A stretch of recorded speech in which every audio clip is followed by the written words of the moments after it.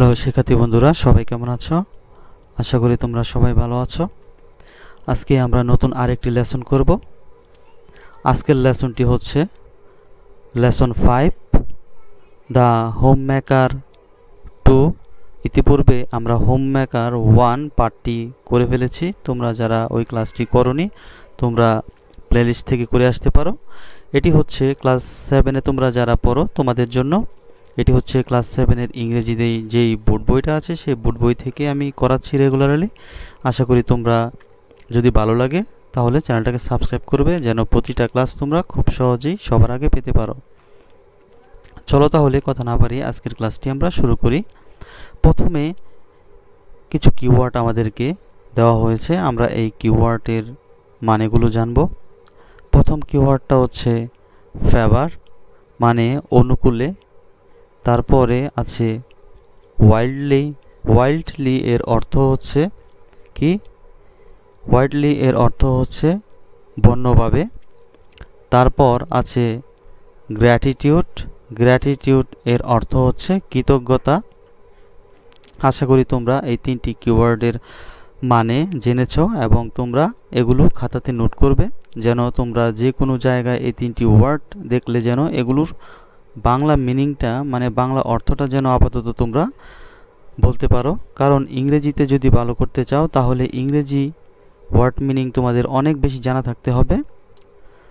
চলো তাহলে এখন আমরা মেইন গল্পে প্রবেশ করি এবং তোমাদেরকে আমি প্রতিটা সেন্টেন্স ইংরেজিতে পড়ে বাংলাতে ট্রান্সলেশন করে বুঝিয়ে দেব যে এই গল্পের মধ্যে আমাদেরকে কি বলা হচ্ছে।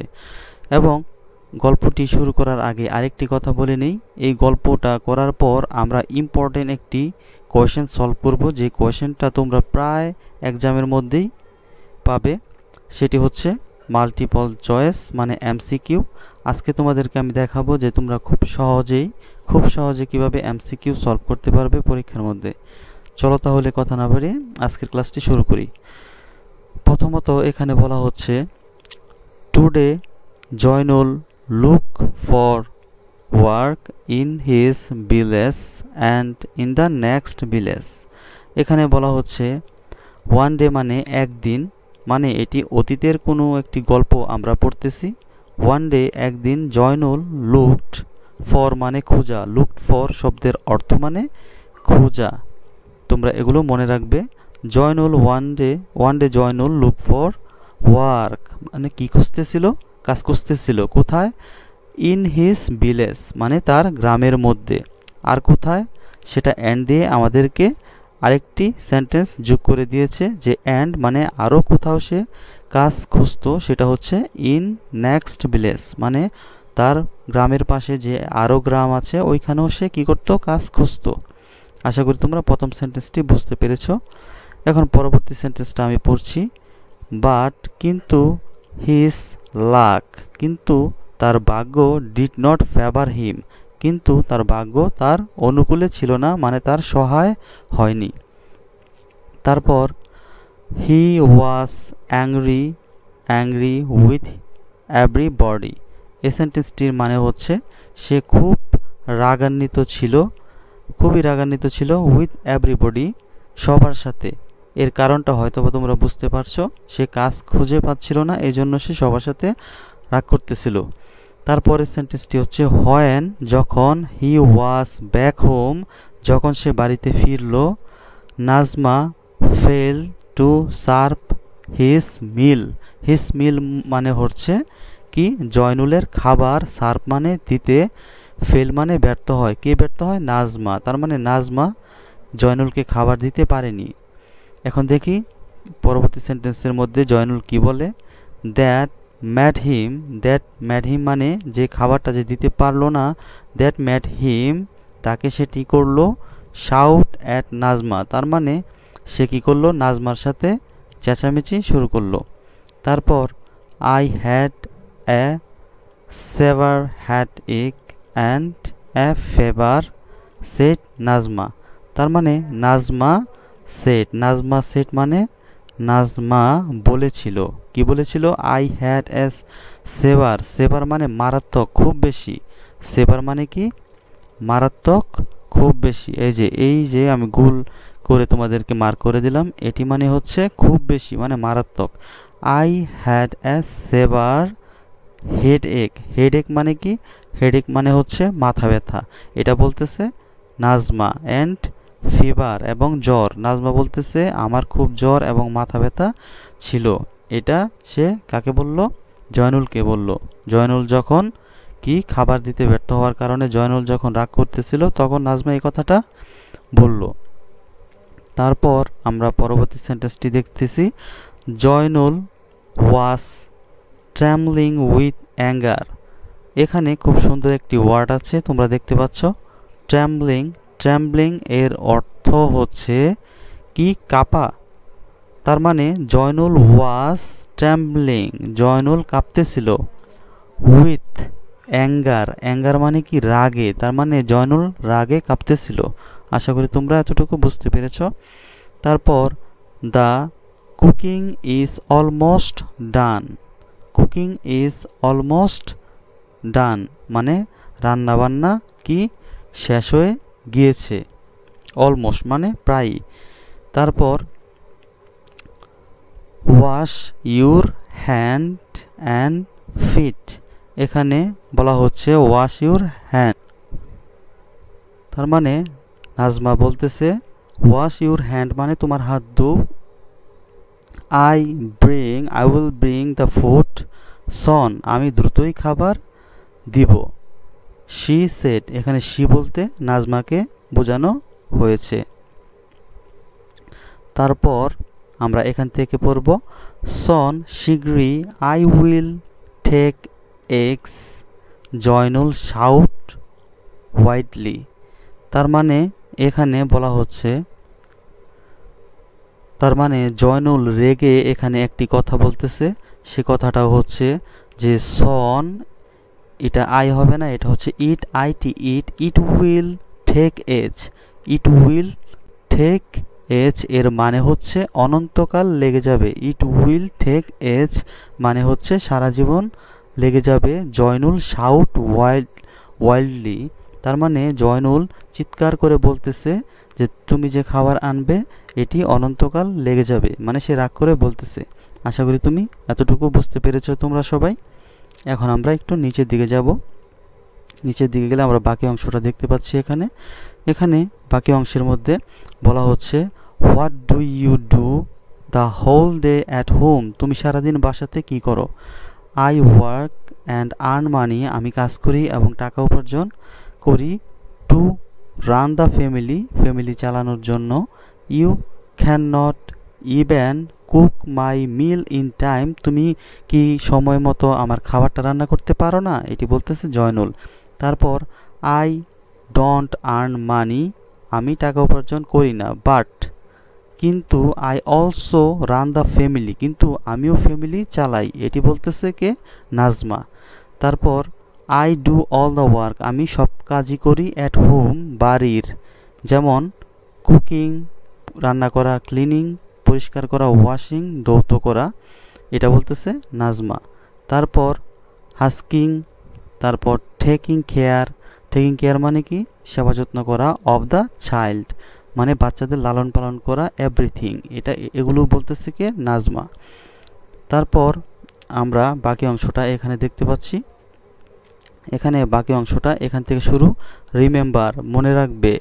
ইউ ওয়ার্ক ফর মানি তুমি কাজ করো টাকার জন্য। But my work in the home can make the family stick together. তুমি কাজ করো টাকার জন্য কিন্তু আমার পরিশ্রম কি করে ফ্যামিলিকে একসাথে ধরে রাখে। এটি বলতেছে নাজমা। তারপর অ্যান্ড মানে এবং, মেক ইট হ্যাপি এবং এটা কি করে ফ্যামিলিকে সুখে রাখে বা আনন্দে রাখে। তারপর সো বথ মানে হচ্ছে দুটাই। both type of work are equally important. এটি বলতেছে নাজমা যে তোমার কাজটা এবং আমার কাজটা দুইটি কি গুরুত্বপূর্ণ। আশা করি তোমরা এতটুকু বুঝতে পেরেছ। পরবর্তীতে এখানে আছে নেভার।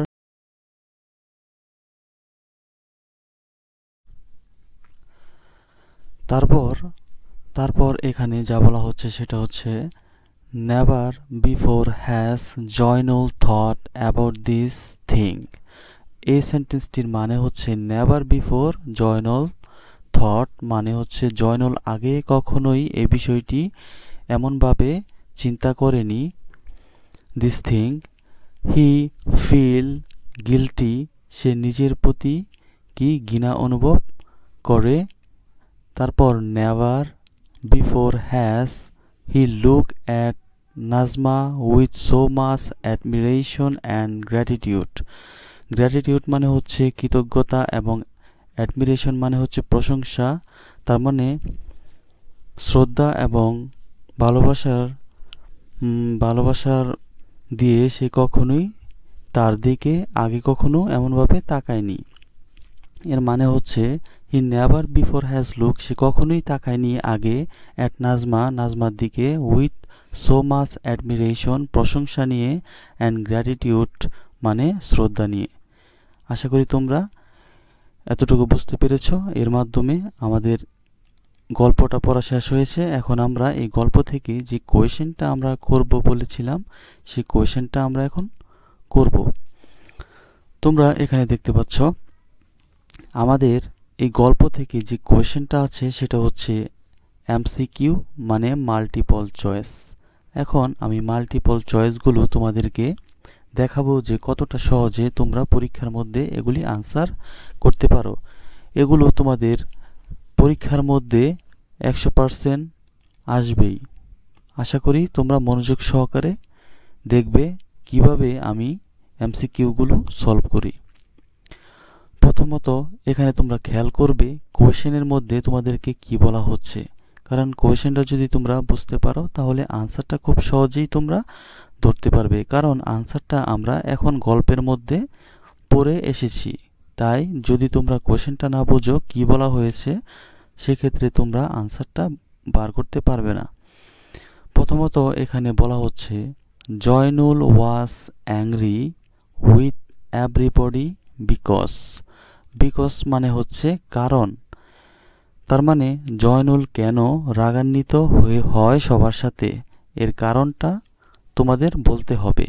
আমরা গল্পের মধ্যে পড়েছিলাম জয়নুল কি কারণে সবার সাথে রাগারাগি করে, সেটাই এখান থেকে এখন আমি দেখব তোমাদের মনে আছে কিনা। আমি সেন্টেন্সগুলো পড়ি, তোমরা দেখো কোনটা হবে। প্রথম কোয়েশ্চেনটা পড়তেছি, he was looking for work in his village and in the next village. সে তার নিজের গ্রাম এবং পার্শ্ববর্তী গ্রামে কি করে কাজ খোঁজে, এই কারণে সে রাগান্বিত হয়। তারপরের সেন্টেন্সটার মধ্যে বলতেছে হি ওয়াজ হাংরি, সে ক্ষুধার্ত ছিল, and Nazma could not cook food at the proper time, তার ক্ষুধা লাগে এবং নাজমা তাকে সঠিক সময় খাবার দিতে পারেনি, এজন্য সে রাগারাগি করে। তারপর শেষের বলতেছে he did not find any work in his village and next village, সে তার নিজের গ্রামে এবং অপর যে গ্রামে সেখানে সে কি করে না, সে কাজ খুঁজে পায় না। শেষের যেই সি নাম্বারটা সেটার মাধ্যমে এই কথাটাই বলা হয়েছে, সে কি করে না, সে তার নিজের গ্রামে এবং পার্শ্ববর্তী যে গ্রাম সেখানে সে চাকরি খুঁজে পায় না। তাহলে এখানে কোন কারণে সে রাগান্বিত হয়েছে তোমাদের বলে মনে হয়?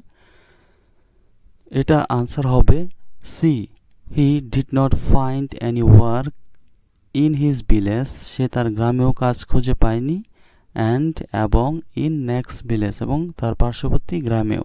আশা করি তোমরা বুঝতে পেরেছ। এখন 2 নম্বর কোশ্চেনটা পড়ব। Zainul shouted loudly at Nazma because, এখানে বলা হচ্ছে জয়নুল উচ্চস্বরে চেঁচামেচি করেছে নাজমার সাথে, বিকজ কারণটা কি, এখানে কারণটা আমাদের বার করতে হবে কেন সে চেঁচামেচি করেছিল। প্রথমে এখানে আমাদেরকে বলতেছে she could not give him food at time, সে তাকে সঠিক সময়ে খাবার দিতে পারেনি। তারপর বি নাম্বারের মধ্যে বলা হচ্ছে শি হ্যাড এ ব্যাড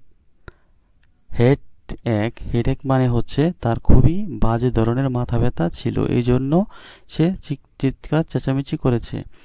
তারপর সি নাম্বারের মধ্যে বলতেছে she forgot to cook food at in time, সে সময় মতো খাবার রান্না করতে পারেনি, এই জন্য সে কি চিৎকার চেঁচামেচি করে। আসলে আনসারটা হবে এখান থেকে she could not give him food in time, তার মানে সময় মতো সে খাবার দিতে পারেনি, তাই সে চিৎকার চেঁচামেচি করেছে। আর এটার কারণটাই হচ্ছে এটা। আশা করি তোমরা 2 নাম্বারটা বুঝতে পেরেছো। তারপর এখন আমরা দেখব 3 নাম্বার কোশ্চেনের আনসারটা কি হবে। 3 নাম্বারের মধ্যে আমাদেরকে বলতেছে it will take ages, it will take ages, এর মানেটা কি? এর মানেটা হচ্ছে অনেক সময় লেগে যাবে। it will take ages মানে অনেক সময় লেগে যাবে। তারপর বলা হচ্ছে আন্ডারলাইন ওয়ার্ড মিন, মানে এটার মানেটা কি? এটার মানেটা নিচের সেন্টেন্সগুলো থেকে আমাদের খুঁজে বের করতে হবে। এটার মানেটা প্রথম সেন্টেন্সটা পড়ি, Nazma is suffering from old age, এটা হবে না। তার মানে সাফারিং মানে ভুগতেছে, কি ওল্ড এজ মানে খুব বেশি বয়সে। তারপর a very long time will be needed, অনেক বেশি সময় লাগবে, এটা হতে পারে Zainul is willing to wait long, জয়নুলকে অনেক সময় অপেক্ষা করতে হবে। আসলে আনসারটা হবে বি, আনসারটা হবে B, a very long time will be needed, অনেক সময় লেগে যাবে। তাহলে এখানে take ages এর সাথে মিল আছে বি, আনসার হবে বি। এখন আমরা দেখব 4 নাম্বার। এখানে বলা হচ্ছে who should run the family, কার পরিবার চালানো উচিত। এখানে আনসারটা হবে 2 জন, জয়নুল অ্যান্ড নাজমা। আশা করি তোমরা এটাও বুঝতে পেরেছ। এখন আমরা 5 নাম্বার কোয়েশ্চেনটা দেখব। এখানে আমাদেরকে বলা হচ্ছে what can make a family happy, পরিবার সুখী করতে পারে কোনটি, মানে নিচের কোনটি দ্বারা পরিবার সুখী হতে পারে। এখানে আনসারটা এ নাম্বারটা আমি পড়ে শোনাই, মানি অ্যান্ড হাউসওয়ার্ক, টাকা এবং কি বাড়ির কাজ। তারপর work at Najma does at home, নাজমার বাসায় যে কাজ করে ওই কাজটা। তারপর সর্বশেষ বলা হচ্ছে work at Zainul does to earn money, তার মানে জয়নুল যে টাকা উপার্জন করে ওইটাই পরিবার সুখী করতে পারে। আসলে এখানে আনসারটা হবে যে মানি অ্যান্ড হাউসওয়ার্ক, তার মানে বাসার কাজ এবং বাইরে থেকে টাকা উপার্জন দুইটা মিলেই কি করতে পারে, পরিবার সুখী করতে পারে। আশা করি 5 নম্বরটা তোমরা বুঝতে পেরেছ। এখন আমরা দেখব 6 নাম্বার। এখানে বলা হচ্ছে অল মেম্বার্স, সকল সদস্যই ইন ফ্যামিলি, ফ্যামিলির মধ্যে শুড উচিত, তার মানে ফ্যামিলির সকল লোকদের উচিত নিচের কোনটি।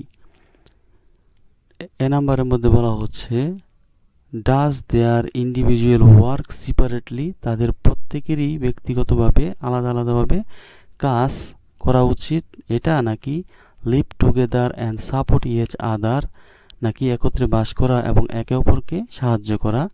তারপর earn and spend money equally, উপার্জন করা এবং ব্যয় করা সমভাবে। আনসার কোনটি হবে? এখানে সদস্যদের যে কাজটি করা উচিত সেটি হচ্ছে answer B, live together and support each other, একে অপরকে সহযোগিতা করা। আশা করি তোমরা এটাও বুঝতে পেরেছ। এরই মাধ্যমে আজকে আমাদের যে গল্পটা ছিল সেই গল্পটা আমরা শেষ করলাম। পরবর্তী গল্পটা আমরা নেক্সট ডেতে করব এবং ওই ক্লাসটি যেন তোমরা সবার আগে পেতে পারো এই জন্য চ্যানেলটাকে সাবস্ক্রাইব করবে। এবং তোমরা যদি তোমাদের যে ক্লাস 7-এর English for today first paper বইটি আছে, এই ক্লাসের কোনো সমস্যা তোমাদের থাকে তাহলে তোমরা কমেন্ট বক্সে জানাবে, আমি আলাদাভাবে ওইটাও করে দেওয়ার চেষ্টা করব। আশা করি তোমাদের বন্ধুদেরকে তোমরা ইনফরমেশন দিবে যেন ওরাও আমাদের সাথে যুক্ত হয়। আশা করি পরবর্তী ক্লাসটি পাওয়ার জন্য চ্যানেলটিকে সাবস্ক্রাইব করবে। ধন্যবাদ সবাইকে।